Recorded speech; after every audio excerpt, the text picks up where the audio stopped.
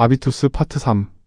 주식 투자에 있어서 소규모 투자자들은 평균 1.56개의 주식에 집중하는 반면 자산가들은 평균 29개의 주식에 투자했다. 단기적으로 보면 소규모 투자자들이 이익이었지만 장기적으로 보면 자산가들이 더 좋은 결과를 내는데, 이는 위험 분산이라는 투자의 단순한 원칙에 기초한다. 여러 슈퍼리치들은 월, 분기, 연간 목표를 명확히 세우고, 어떤 이들은 목표에 더 빨리 도달하기 위해 시각화 기술을 쓰기도 한다. 시각화 기술은 원하는 목표를 적은 것을 항상 눈에 띄게 하여 목표를 항상 상기시키는 방법이다. 부자가 되고 싶다면 돈을 목표로 하기보다는 이미 한 걸음 앞서간 사람을 기준으로 삼아 그가 어떤 노력을 하고 무슨 말을 하고 무엇을 입는지 눈여겨보는 것이 좋다. 한순간에 큰 돈을 벌게 되면 갑자기 기존의 생활을 바꿔서는 안 된다. 시간을 천천히 두고 돈을 안전하게 투자해야 한다. 6장 신체 자본. 신체 자본이란 단순한 외모나 체형이 아니라 건강, 체력, 외모, 자세, 표정, 몸짓, 목소리, 옷 입는 스타일 등이 어우러져 만들어지는 자본으로 얼굴, 몸매, 체중 같은 생물학적 특징과 표정, 자세, 걸음걸이, 목소리, 옷차림 등의 태도와 자신의 몸을 얼마나 소중하게 대하는 지혜, 신체 의식 등을 포함하는 자본이다. 보기 좋은 외모를 유지하는 것에는 꾸준한 개인적 노력이 필요한 일이다. 대부분 신체 자본이 클수록 더 쉽고 최고 실력을 발휘할 수 있다. 이 신체에는 우리가 누구이고 어디에서 왔고 현재 어떻게 지내는지 다 적혀있다. 이렇게 우리의 사회적 지위는 우리의 몸에 새겨진다. 그리고 우리를 마주하는 사람들은 이런 신호를 판단 근거로 이용한다. 이렇게 사람들에게 한번 형성된 첫인상은 쉽게 바뀌지 않는다. 영국의 심리학자 나탈리 위어는 이것에 대한 실험을 진행했다. 두 피험자 집단에게 에드워드라 불리는 민머리 청년의 사진을 보여주면서 첫 번째 집단에게는 에드워드를 암 환자로 소개했고, 두 번째 집단에게는 그를 스킨헤드로 소개했다. 첫 번째 집단에서는 에드워드가 후광 효과를 얻은 반면 두 번째 집단에서는 뿔효과가 따라다녔다. 뿔효과는 후광 효과의 부정적 개념으로 부정적인 첫인상 때문에 그 사람, 그 집단, 그 제품 전체를 부정적으로 평가하는 인지 편향이다. 두 번째 집단의 뿔효과가 생긴 이후에 에드워드가 스킨헤드가 아니라 항암 치료를 받고 있는 중이라는 사실을 알려주었다. 두 번째 집단의 사람들은 점차 에드워드를 좋게 평가하게 되었다. 두 번째 집단이 에드워드에 대한 평가를 바꾼 후 연구자들은 두 번째 집단의 사람들에게 에드워드에 대한 평가를 물어보았다. 사람들은 연구자들이 답변을 생각할 충분한 시간을 줄 때에만 에드워드에 대해 좋은 평가를 내렸다. 생각할 시간을 충분히 주지 않고 무의식적 견해를 드러낼 때에는 부정적인 평가가 나왔고, 이것으로 에드워드에게 씌워진 부정적인 선입견에서 벗어나지 못한다는 것을 보여주었다. 이렇게 나쁜 첫인상은 끈질기게 오래 남는 것을 확인할 수 있다. 매력적인 신체 자본은 경쟁에서 우위를 점하게 한다. 귀엽고 사랑스러운 어린이는 더 많이 사랑을 받고 매력적인 학생은 더 좋은 점수를 받는다. 그리고 이런 대우는 계속 반복되는 선순환이 이어진다. 외모가 출중한 사람은 더 쉽게 살고 더 매력적인 배우자를 선택하고 더 쉽게 사람들을 자기 편으로 만들며 원하는 직장에 더 빨리 취직하며 같은 실력을 갖춘 평범한 외모의 동료보다 최대 5%까지 돈을 더 많이 번다. 심지어 법정에서도 잘생긴 사람이 기본적으로 더 유리하다. 옷차림의 경우 많은 경우에 정장이 올바른 선택이다. 금융, 법, 컨설팅 같은 고전적인 분야는 예나 지금이나 정장 차림이 기본이다. 그러나 이외의 여러 직종에는 보편적으로 수용되는 유일한 복장은 없다. 복장에서도 그 사람의 개성이 드러난다. 옷은 체형, 나이, 업무와 어울려야 한다. 얼마 전까지만 해도 최정상 리그에 속하는 사람은 양복과 넥타이가 기본이었으나 이제는 드레스 코드가 변했다. 붉은 운동화 효과 때문이다. 붉은 운동화 효과는 정장 차림이 기본인 상황에서 일부러 캐주얼하거나 튀는 운동화를 신는 행위를 통해 자신이 규범을 무시할 수 있는 강한 위치임을 드러내는 행위를 말한다. 붉은 운동화 효과는 지위가 비교적 높은 사람에게만 적용된다. 신체 자본을 넉넉히 가진 사람에게서는 자연스럽게 돈과 성공이 느껴진다. 성공이 커질수록 행동이 자연스러워지고 더 편안해지며 사회적 상승을 위해 애쓰는 사람들의 특징인 신체적 어색함이 줄어든다. 엘리트들은 사치품을 사는 것보다 자신의 지위를 적절하게 체화하는 것이 더 중요하다. 개인 트레이너의 지도를 받으며 몸과 정신에 주의를 기울인다. 모든 사람이 건강이 최고의 자산이라고 말하지만 신체를 대하는 태도는 계급마다 크게 다르다. 신체를 대하는 태도는 체중, 흡연, 술, 운동, 섭식의 5 요소의 첫 글자를 딴 이른바 그레이브 지수에서 나타난다. 이 5지수 중 술은 모든 계층에서 동일하게 많이 마시는 것으로 나타난다. 그러나 나머지 4가지 요소에서는 큰 차이가 나타난다. 하류층에서는 여학생 10명 중 4명이 과체중인데 상류층에서는 1명뿐이다. 흡연도 마찬가지다. 하류층의 3분의 1, 중산층의 4분의 1, 상류층의 5분의 1이 담배를 피우는 것으로 나타났다. 운동 역시 사회적 지위와 연결된다. 상류층일수록 운동을 더 많이 하는 경향이 있다. 상류층은 각자가 자신의 건강을 관리해야 한다고 여기고 하류층은 건강은 선천적이라고 생각한다. 건강한 생활 습관은 특정 계층만이 누릴 수 있는 특권이 아니다. 가난한 사람들은 몸에 밴 습관을 버리고 건강한 생활 습관을 익혀야만 한다. 건강한 생활 습관을 위한 투자는 우리 모두에게 필요하다. 건강한 신체는 보너스로 지위의 상승을 가져온다.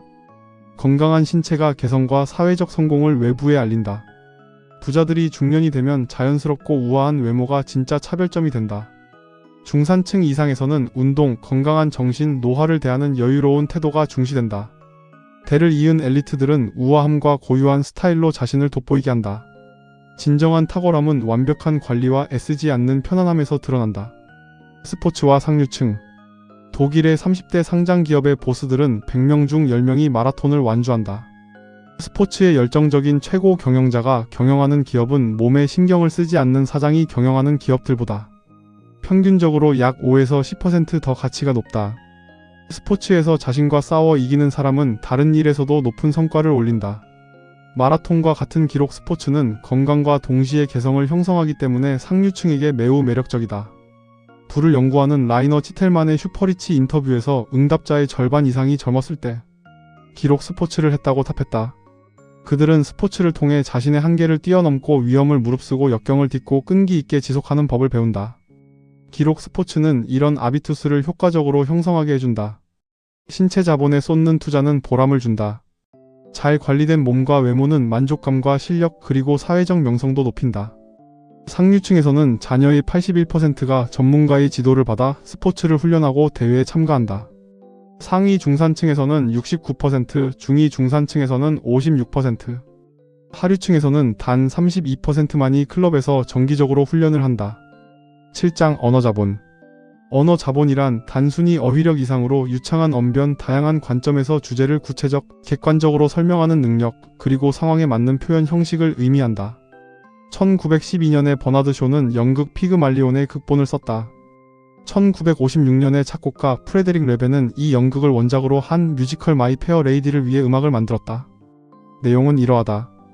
음성학자 하긴스 교수는 거리에서 꽃을 파는 일라이자 두리틀의 품이 없는 영어를 6개월 안에 교정하여 상류층 기부인으로 만들 수 있다고 장담했고 이에 친구들은 그에게 내기를 걸었다. 하긴스 교수의 도전은 성공했고 일라이자는 상류층 무도회에서 빛을 발한다. 이 작품은 출신이 아니라 언어가 사람을 만든다는 것을 보여준다. 관심과 적절한 지도만 있으면 누구든지 교양 있는 발음, 환담, 선별된 표현 방식을 배우고 익힐 수 있다. 계급의식이 강한 영국에서는 언어 아비투스가 사회적 지위를 나타내는 가장 중요한 증명서였고 지금도 그렇다. 상류층은 억양과 표현 방식의 미묘한 차이에서 누가 자신과 같은 수준인지 아닌지를 알아차린다. 마이 페어 레이디가 관객에게 주는 메시지처럼 언어 자본은 개발이 가능하다. 모두가 말투, 주장, 발음을 고칠 수 있다. 1960년대에 영국의 사회학자이자 언어학자인 바실 번스타인은 자신의 이름을 딴 번스타인 가설을 주장했다. 그는 중산층과 상류층은 두 가지 언어 코드, 즉 한정어와 정밀어를 능숙하게 사용하는 반면 하류층은 주로 한정어만 사용한다고 주장했다. 한정어는 주로 가족, 친구나 친한 사이 또는 시간이 부족한 상황에서 자주 쓰이며 빠르고 직설적이지만 대명사와 줄임말이 많고 설명이 짧고 감정적인 언어를 말한다. 반면에 정밀어는 주어, 대상, 근거를 분명히 밝히고 문법과 어휘도 정확하고 풍부하게 사용하며 공식 업무 등에서 자주 사용되는 언어이다. 언어 아비투스를 높이려면 말을 할 때 웅얼거리는 발음을 제거하고 줄임말의 사용을 자제하는 것이 좋다. 또한 모호한 지칭을 줄이고 비하 용어를 사용하지 않는 것이 좋다.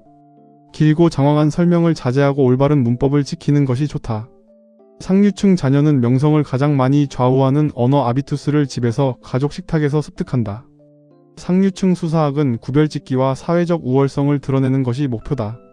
지위는 이미 확보되었으므로 권위와 책임이 중요하다. 예를 들어 회의 때 말 끊기를 어떻게 다루느냐에 따라 계층의 차이가 드러난다. 지위가 높은 사람은 다른 사람이 말을 끊어도 느긋하게 반응한다. 반면에 자신의 지위가 위태롭다고 느끼는 사람은 말 끊기를 상대방의 무례가 아닌 개인적인 공격으로 받아들인다. 그래서 대화가 쉽게 싸움으로 번진다. 진정한 리더는 무례에 흔들리지 않고 비판적 상황에서도 격식을 유지함으로써 자신을 돋보이게 한다. 지도력을 입증하고 해결책을 지향하는 언어는 모든 리그에서 큰 선망을 받는다. 지도력과 해결책 지향에 덧붙여 호의까지 추가한다면 가장 이상적이다. 최상층은 자신을 우상화하지 않고 같은 계급 안에서 서로 축하하고 의식적으로 교류한다. 다른 사람을 빛나게 하고 인정을 아끼지 않는다. 캐나다의 사회학자 어빙 고프먼은 경계와 사생활 보호를 상류층의 가장 중요한 아비투스 차이로 본다. 상류층은 시대를 막론하고 어디서나 넓은 공간에서 살았고 지금도 그렇다. 반면 중산층은 비교적 좁은 공간에서 서로 조절하며 사는데 익숙하다. 이런 차이에서 다른 행동 방식이 생겨난다. 예를 들어 금세 말을 놓고 친근하게 대하는 태도를 하류층에서는 다정다감한 인상을 주는 것으로 인식하는 반면 상류층에서는 공격적인 것으로 인식한다. 최정상 리그에서 가장 선호되는 주제는 가족, 문화, 미래, 지역, 봉사활동, 스포츠의 6가지이다. 이런 주제를 어떻게 다루느냐에 따라 상대방이 자기에게 맞는 사람인지를 판단한다. 그러므로 내가 오르고자 하는 수준의 의식적으로 표현 방식, 관심 분야, 미디어 소비를 맞춰야 한다. 성공한 사람들은 자연스러운 소통 방식으로 자신의 높은 지위를 알린다. 부르디유에 따르면 말하는 사람의 사회적 지위를 가장 명확하게 드러내는 것이 바로 언어이다. 어휘는 말하는 사람의 가치를 높이거나 떨어뜨린다. 그래서 사람들은 말을 가려서 한다. 특히 지위가 높은 사람은 어휘의 무게를 꼼꼼하게 잰다. 사회적 지위가 아직 높지 않은 사람의 불안한 몸짓을 하룻밤 사이에 고칠 수는 없다. 그러나 침착하고 여유로운 언어 아비투스는 훈련할 수 있다. 똑바로 앉아서 천천히 말하고 신중하게 발음하는 것을 터득하면 된다. 언어는 언제나 부와 지위 그리고 권력을 표시한다. 그들처럼 우리도 언어 아비투스를 정교하게 다듬을 수 있다. 8장 사회자본. 사회자본이란 누구를 알고 그 관계가 얼마나 튼튼한가에 초점을 맞춘 자본으로 개인의 관계망과 네트워크를 통해 실질적으로 영향력과 기회를 창출하는 힘을 말한다. 이 자본은 단순한 지인이 아니라 상호 신뢰와 호혜를 기반으로 한 지속 가능한 관계로 작용하며 교육, 소득 수준이 높을수록 자연스럽게 확대된다. 경제자본과 문화자본이 많은 가정에서 태어난 아기는 고상한 출신 아비투스를 같이 얻을 확률이 높다. 아기는 태어나자마자 상류층의 언어, 사고, 행동을 흡수한다. 이후의 삶에서도 마찬가지다. 사회적 관계는 문화, 재정, 사회적으로 우리를 남들보다 앞서게 한다. 출신은 내장된 프로그램이다. 하지만 우리는 그것을 뛰어넘어 자신의 힘으로 사회자본을 축적할 수 있다. 부유한 사람들은 자신들의 가문을 왕조처럼 생각한다. 그들의 가장 중요한 인생 목표 중 하나는 상속받은 재산을 보존하고 증식시킬 수 있는 후계자를 낳는 것이다. 상속 자격을 인정받은 후손은 막대한 혜택 속에서 삶을 시작한다. 평범한 사람들이 고되게 일하고 경쟁에서 살아남아 마침내 중간쯤에 머무는 반면에 상류층에서는 가족이라는 동맹군이 번개처럼 빠르고 빛나는 경력 쌓기를 가능케 해준다.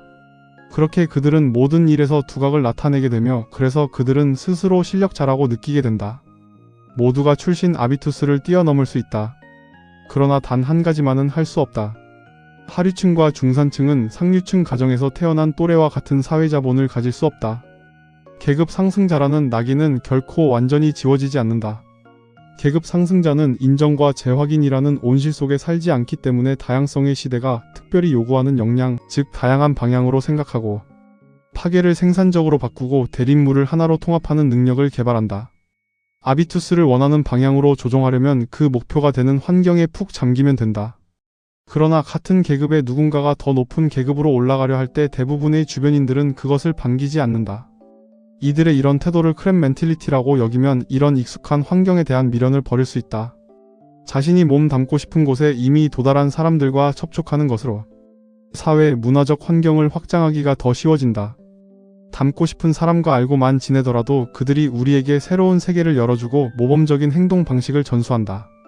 사회심리학자 미셀 반 델른과 닉 호일이 진행한 연구에 의하면 사람은 피트니스 센터 혹은 조깅 구간에서 열심히 운동하는 사람을 보는 것만으로도 야심이 높아진다. 이렇게 주변 사람들은 우리의 아비투스에 영향을 끼친다.